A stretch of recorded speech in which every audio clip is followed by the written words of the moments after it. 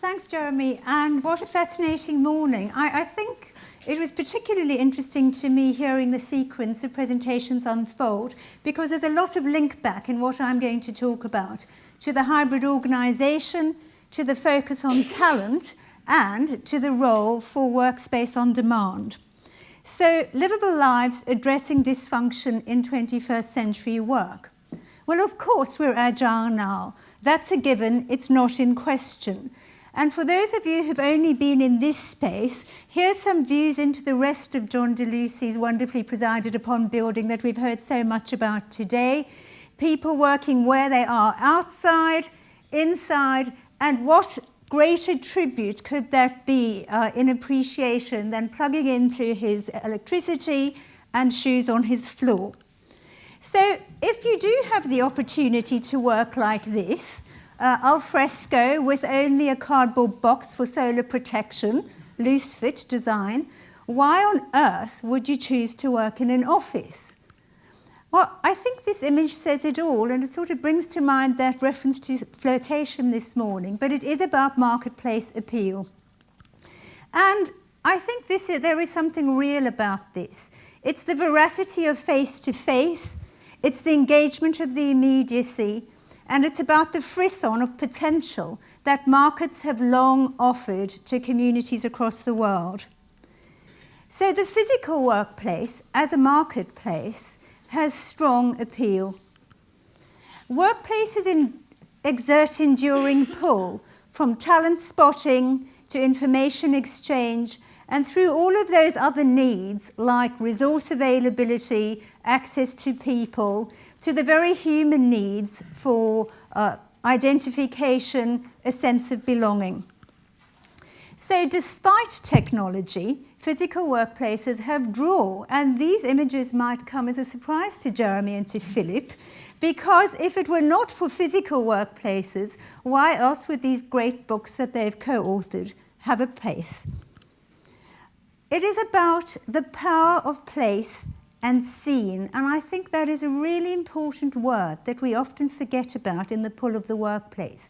It's a scene, and a changing scene, that attracts us. So my own eureka moment, a decade plus judging workplace awards, hundreds of projects, but all of them focused on buildings. Gleaming palaces that beckoned to every perceived employee's need. The entry point to this journey was the late lamented Enron. You can still see the little E over there. When the judging panel went to see this building, we were absolutely amazed to hear that at any time of day, an Enron employee who needed relief could leave the workplace and go to the gym. The high point of this journey was BA Waterside, which everyone will remember when it hit the fan. Absolutely startling, not only for its interior look and feel, but for its first Waitrose on site, and the barbecues and the running tracks, and you name it, they had it. Pity it didn't do everything that it needed to do for the business, and perhaps that is one of the points. Because meanwhile, in our office, our data was telling another story about employees wanting to be back in time for the children, about a preference for using a gym close to home, for use with whom and when you wanted, about exhausting commutes, and about skating on ice. Now, as it happens, the early part of my career had been in very intensive research on work-life integration.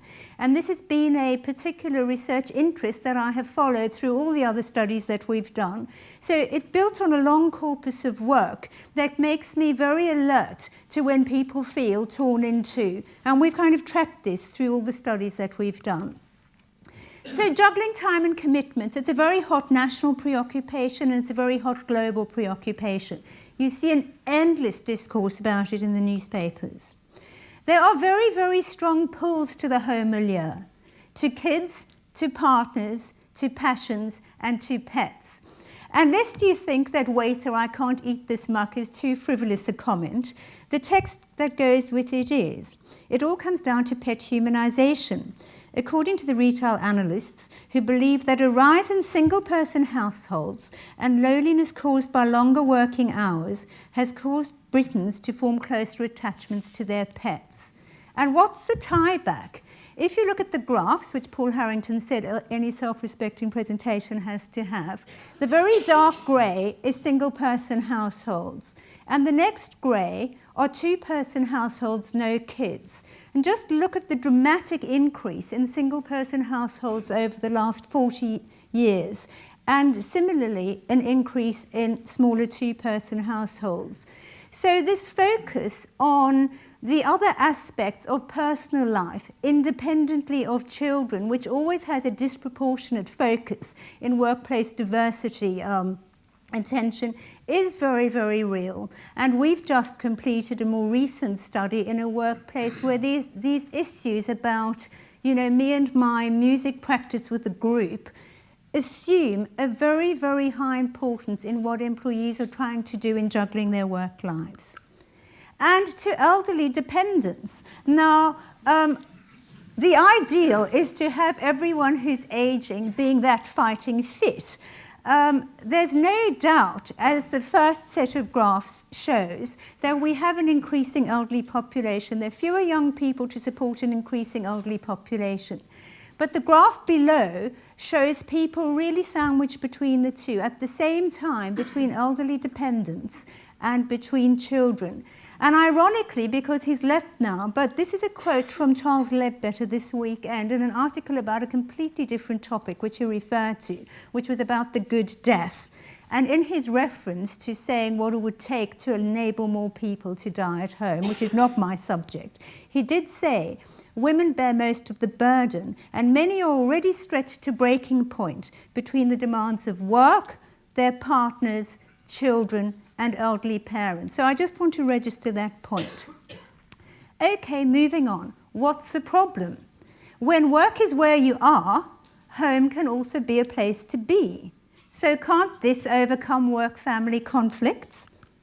Well, actually not. Not if you want the benefits of being in a workplace.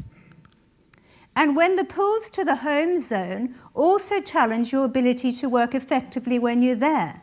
The interruptions from partners and children, pressures on space from other household members, and restrictions on domestic activity that can cause resentment. And it's not just space conflicts. Homes often unconducive. Isolation and loneliness, over-reliance on your own judgment, monotony and lack of energy, lack of structure, distractions, too informal, unmotivating, feels unbusinesslike. Workplace and home is what we want when we want them. The real challenge and the real culprit where we live is scale, because the power of agglomeration in huge global cities has meant that there is this new phenomenon called extreme commuting. So 1 in 5 people who work in the City of London travel over 40 kilometres one way to get to work, and 25% of people in New York have an over 60-minute journey to work one way.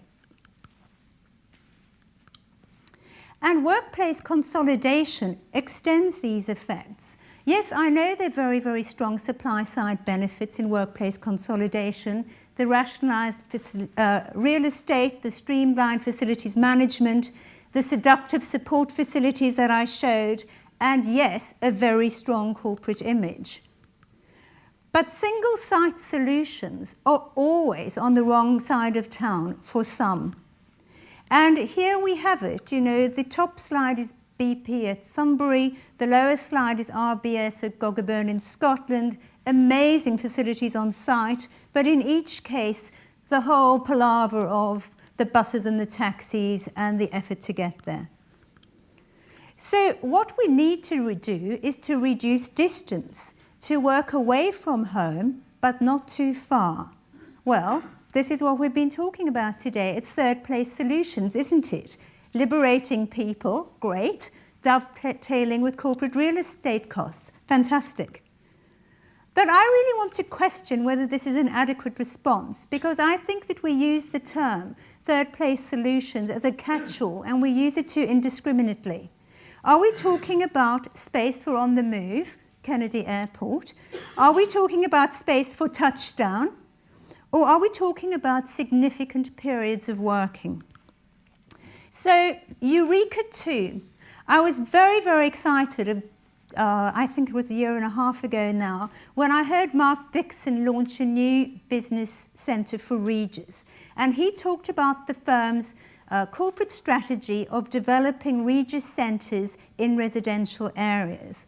And I thought, finally, at last, we have a strategic property response to work-life integration, and how this is dovetailing with consistent narratives that we've been hearing in our qualitative user data about the struggle to juggle work and home, about competitive pulls on time and available energy, about challenging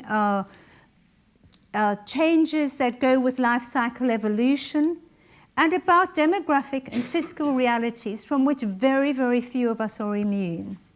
So enter this document that's in your pack. It's called Livable Lives. It drew into our repertoire of research data, and we created composites that are built on these to produce 8 characters who represent typical scenarios that people experience as they go through the life cycle. So I'll touch on them very briefly.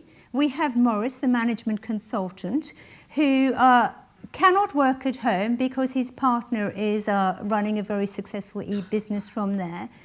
But he cannot write his reports successfully in places like Costa Coffee. It just doesn't help him to deliver at the standard that he thinks he must perform in order to succeed as he'd like. And Lisa, the copywriter, nursery, office nursery, very high stress interface. You'd say, well, why doesn't she take her kid to a nursery in the city where she works? And the answer is that she won't do that on crowded transport. Down to Joe. Well, Joe's kind of seemingly in a win-win situation because his employer absolutely supports home working. It suits their product line exactly.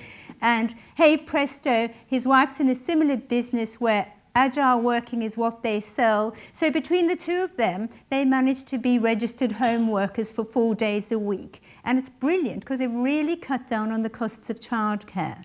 But anyone tried to do it? Do you see how he's working in that kitchen with the buggy and the toys? There really is a question. Joe's response is, in the knowledge work that I do, the performance metrics are so difficult to work out that no one's tumbled to it yet. And by the time they do, thank goodness our second kid will have been in school already. Commuting strain fights biological clock. There's Martine. She's been her whole career just desperate to be a partner. She's just coming up to director level, but suddenly she realizes if she doesn't become a mum soon, there's going to be no turning back. And what does she do about it? You know, she can't leave the office in time, people look, she gets home very late, she's even too tired to have dinner with her husband. Character number 5, Flora, dread of home alone, lives far away from the office. Her company absolutely understand that it's perfectly feasible for her to work at home. She can do it, but she gets very phobic not being in the office, and she's even more embarrassed to tell anybody about it, particularly as they're so facilitative. Fred, the IT sales scenario, the very first kind of organization to engage with smart working. Well, his company ages ago said, if